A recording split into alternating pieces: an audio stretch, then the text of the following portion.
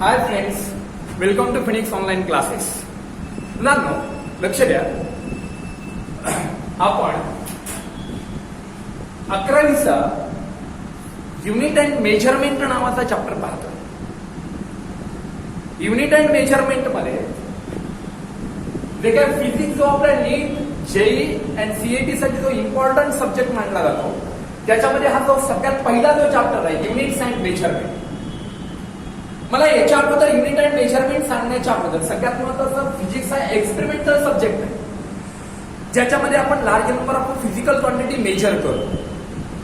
Physical quantity measure करतो. आता सगळ्यात महत्वाचं की फिजिकल क्वांटिटी म्हणायचं कशाला? What is mean by physical quantity?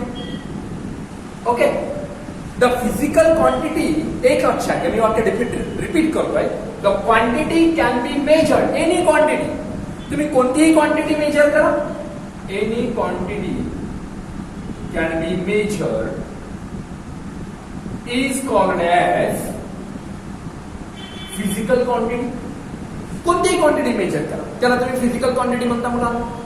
मग सगळ्यात महत्त्वाची ही फिजिकल क्वांटिटी जर मेजर करायची असेल, फिजिकल क्वांटिटी मेजर करायची असेल तर त्याच्यामध्ये दोन गोष्टीला फार महत्व. सगळ्यात पहिली महत्वाची गोष्ट, त्या फिजिकल क्वांटिटीमध्ये असणारी व्हॅल्यू म्हणजे त्याचं मॅग्निट्यूड, आणि सेकंड टर्म्स म्हणजे युनिट. म्हणजे कोणतं बेटा? युनिट. बरोबर आहे. मी परत एकदा रिपीट करतो, any quantity can be measured is called the physical quantity. दुसरी गोष्ट म्हणजे फिजिकल क्वांटिटी म्हणजे कोणत्या दोन गोष्टी महत्वाच्या? एक मॅग्निट्यूड आणि काय? युनिट. तोपर्यंत फिजिकल क्वांटिटी कंप्लीट होत नाहीये. पण फिजिकल क्वांटिटी रिप्रेझेंट कशाने करू आपण? क्यू. मॅग्निट्यूड कशाने रिप्रेझेंट करू आपण? एन. युनिट कशाने रिप्रेझेंट करू? यू न. Q is equal to N U. हा एक फॉर्म्युला लक्षात राहू द्या फिजिकल क्वांटिटी मेजर करायचा. काय फॉर्म्युला आहे फिजिकल क्वांटिटी मेजर करायचा? Q is equal to N U. मग मुलांना फिजिकल क्वांटिटी मेजर कशी करायची ते त्याच्यासाठी तर मी तुम्हाला एक फॉर्म्युला तयार करून दिला. ज्यावेळेस एखादी फिजिकल क्वांटिटी मेजर करताय त्यावेळेस त्याच्यामध्ये असणारा जो काही युनिट हा वर्ड आहे, तो चॅप्टरचा सगळ्यात पहिला पॉइंट आहे तो युनिट. एक एक्झाम्पल सांगतो मला. सांग, युनिटची डेफिनेशन सांगण्याच्या अगोदर, हा एक पर्सन आहे. हा पर्सन जर 5 किलोग्रॅम शुगर जर परचेज करत असेल तर एक सगळ्यात महत्वाचं आहे, ज्यावेळेस तुम्ही ह्या क्वांटिटीमध्ये, ह्या फिजिकल क्वांटिटीमध्ये तुम्ही काय मेजर करताय? मास मेजर करताय. मास मेजर करत असताना तुमच्या लक्षात आलं की या ठिकाणावर किती किलोग्रॅम शुगर आहे? 5 kg शुगर आहे. पण मला सांगा, जर मी हा वर्ण इथनं गायब केला म्हणजे किलोग्रॅम, मी नुसतं शब्द असा वापरला की 5 शुगर, त्याला काही महत्व आहे का? जोपर्यंत सिग्निफिकंट वर्ड तयार होणार नाही तोपर्यंत त्याला काही महत्व येईल का? नाहीये. मग मला सांगा, ही ज्यावेळेस मी मास मेजर करतोय, मास मेजर करत असताना 5च्या आफ्टर मध्ये मी जोपर्यंत काय लावणार नाही? किलोग्रॅम. म्हणजे मी या क्वांटिटीला मेजर करत असताना एक स्टँडर्ड रेफरन्स देतो. काय देतो? स्टँडर्ड रेफरन्स देतोय. काय देतो? रेफरन्स काय करतो मी? एक standard reference used for measurement. Definition पहा, लक्ष द्या, मी मोडतो परत एकदा, छान येतो जरा. काय सांगते युनिटची डेफिनेशन? छान पहा. A standard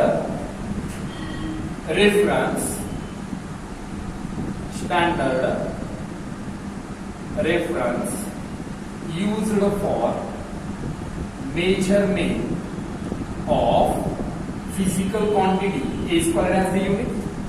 युनिटची डेफिनेशन कशी तयार झाली सांगा मला परत एकदा. जोपर्यंत तुम्ही ती फिजिकल क्वांटिटीला काय देणार नाहीये, ते स्टँडर्ड देणार नाही, काय देणार नाहीये, ते स्टँडर्ड रेफर करणार नाहीये, तोपर्यंत त्या फिजिकल क्वांटिटीचं तुम्हाला काय समजणार नाही? युनिट समजणार नाही. मग युनिटची डेफिनेशन करत असताना सगळ्यात महत्वाचा हा वर्ड फार महत्वाचा आहे, standard reference used for the measurement of कोणती क्वांटिटी? Physical quantity. मग एक आहे, सगळ्यात त्याला आपण युनिट असं म्हणून डेफिनेशन लिहून चला, लक्षात घ्या. मग याच युनिटचे काही टाइप्स पडतात. 2 टाइप्स ऑफ युनिट, 2 टाइप्स पडतात. एक पहिला टाइप्स पडतो, लक्षात घ्या. 3 टाइप्स पडतात, 2 टाइप्स पडतात. 2 types of the unit. 2 types of unit. एक नंबर मध्ये फंडामेंटल युनिट, लक्ष द्या फंडामेंटल युनिट. सेकंड टाइम्स मध्ये डिराइव्ड युनिट. बरोबर आहे मुला, लक्षात घ्या. त्या युनिटचे दोन टाइप्स पडतात. एक नंबर मध्ये फंडामेंटल जे बेसिक आहे, सेकंड टर्म्स मध्ये डिराइव्ड युनिट. मुलांना मी याची डेफिनेशन तुम्हाला नंतर सांगणार आहे, पण त्याच्या मी तुम्हाला एक सेट करून दाखवतो. जर मी या दोघांना एकत्र केलं म्हणजे ह्या दोघांचा एक सेट तयार केला, अ set of fundamental unit and derived units, a set of fundamental unit and derived unit is called as system of unit. बघा मी काय म्हणतो, एक सिस्टीम तयार होते. ह्या दोघांच्या सेट पासून एक सिस्टीम तयार होती आहे आणि त्याला सिस्टीम ऑफ युनिट असं म्हणतात. मी डेफिनेशन नंतर सांगतो, पहिल्या आधी समजून घ्या. A set of fundamental unit and derived unit is called as the system of unit. आणि या सिस्टीम ऑफ युनिट मध्ये वेगवेगळ्या सिस्टीम आहेत. Different types of system of unit आहे. वन सेकंड रिपीट करतोय. A set of fundamental unit and काय derived unit is called as the system of unit. आणि या सिस्टीम ऑफ युनिट मध्ये काय डिफरंट टाइप्स आहेत. एक नंबर मध्ये सीजीएस. बरोबर आहे, CGS full form centimetre, gram, सेकंद. सेकंड मध्ये एमकेएस मीटर, किलोग्रॅम, सेकंद. 4 नंबर मध्ये एफपीएस फूट, पाउंड, सेकंद. बघा उदाहरण physical quantity unit. 2 types of unit, fundamental and derived. Set of fundamental and derived unit is called as the system of unit. Different types of system of unit मध्ये एक number CGS centimetre, gram, सेकंद, metre, kilogram, सेकंद, foot, pound, सेकंद. या दोन system आहेत ना मुला, त्या मेट्रिक सिस्टीम मध्ये येतात. कोणत्या सिस्टीम मध्ये? मेट्रिक सिस्टीम मध्ये. आणि एमपीएस जी आहे ना ही ब्रिटिश सिस्टीम आहे.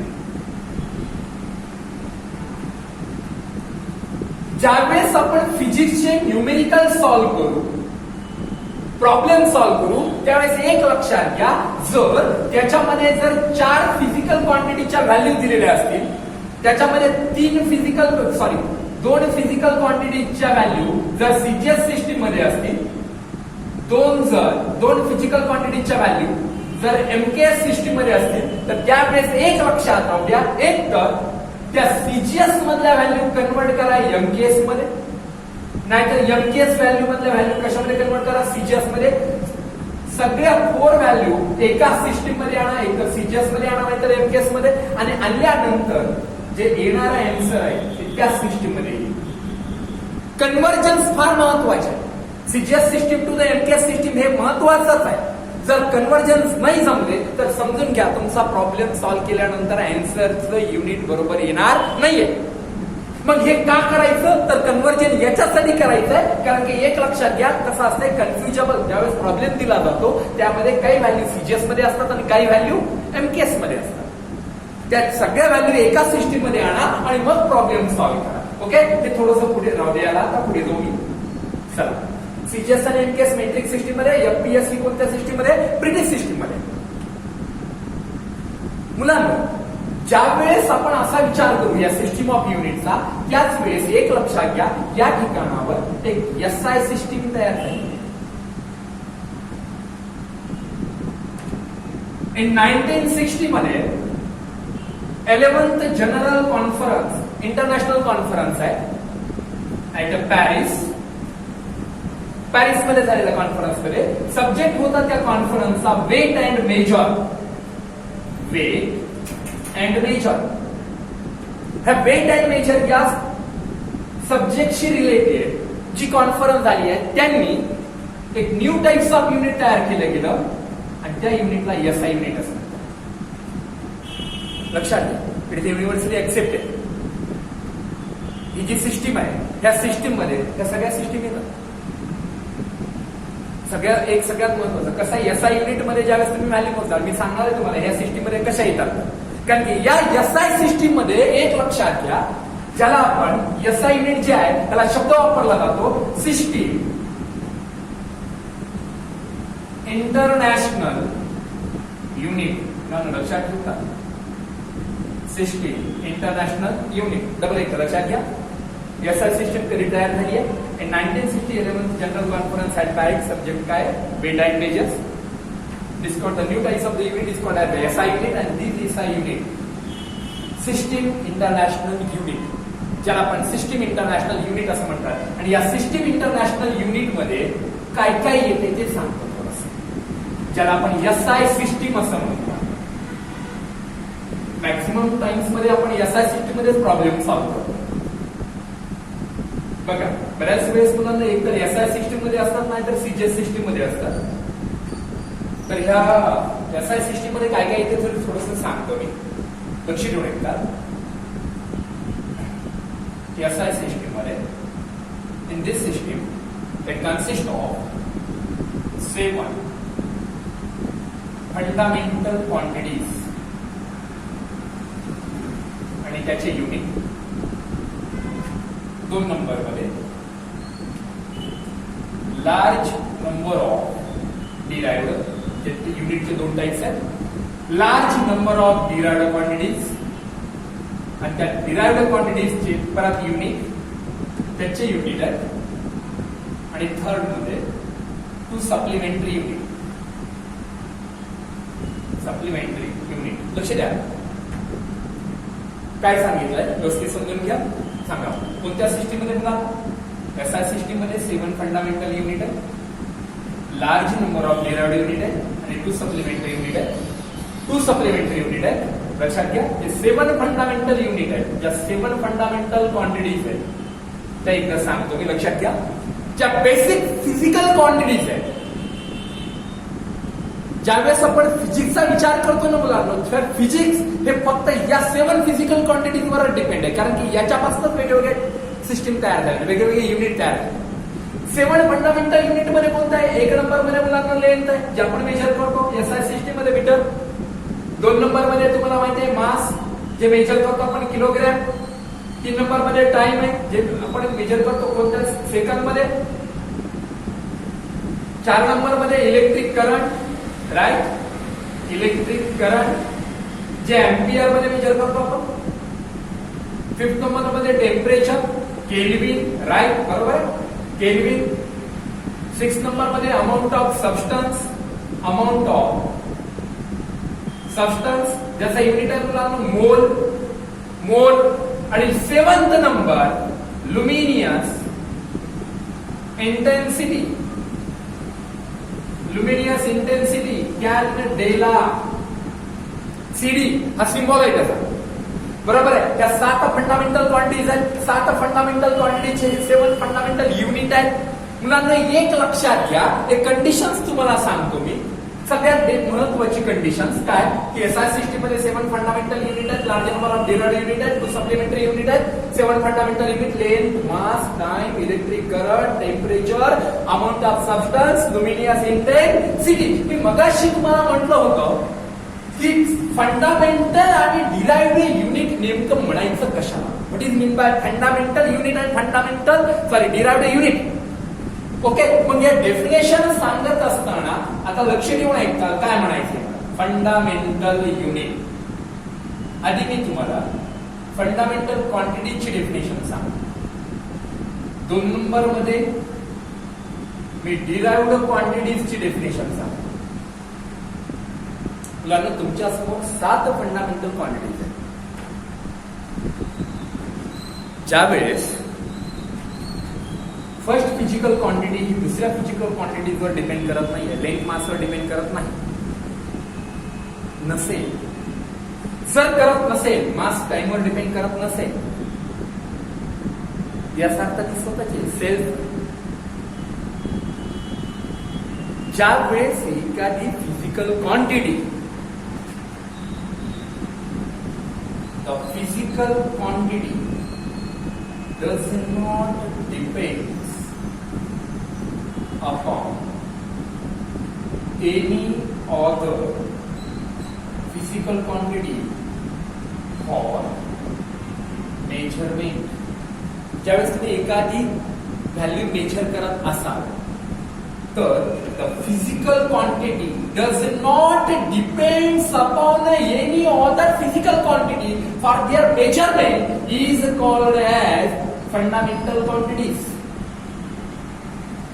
आणि युनिट ज्यावेळेस तुम्ही ही फिजिकल क्वांटिटी मेजर करताय, unit for the measurement of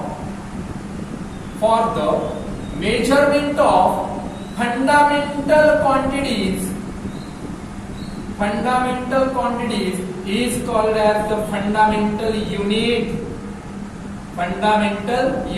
बघा लक्षात घ्या काय म्हटलंय.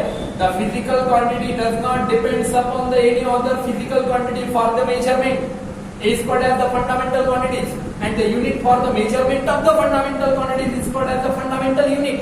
पण मुलांना एक लक्षात घ्या, तुम्ही म्हणाल की सर जर एक फिजिकल क्वांटिटी दुसऱ्या फिजिकल क्वांटिटीवर डिपेंड करत नाहीये, ज्यावेळेस आपण एखादी व्हॅल्यू मेजर करताय त्यावेळेस त्या फंडामेंटल क्वांटिटीज तयार होते.